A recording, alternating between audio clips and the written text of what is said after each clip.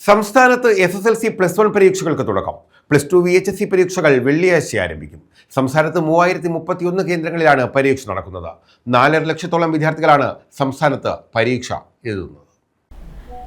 സംസ്ഥാനത്ത് SSLC higher secondary പരീക്ഷകൾക്ക് തുടക്കമായി.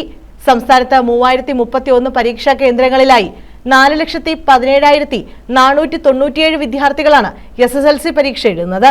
ഗൾഫ് മേഖലയിൽ 633 പേരും ലക്ഷദ്വീപിൽ 386 പേരും രജിസ്റ്റർ ചെയ്തിട്ടുണ്ട്.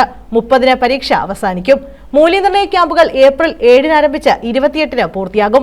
മെയ് 3-ാം വാരത്തിനകം SSLC പരീക്ഷാ ഫലപ്രഖ്യാപനമുണ്ടാകും. 1-ാം വർഷ higher secondary vocational higher secondary പരീക്ഷകൾ 27-ന് അവസാനിക്കും. 2-ാം വർഷ higher secondary vocational higher secondary പരീക്ഷകൾ വെള്ളിയാഴ്ച ആരംഭിച്ച് 28-ന് അവസാനിക്കും.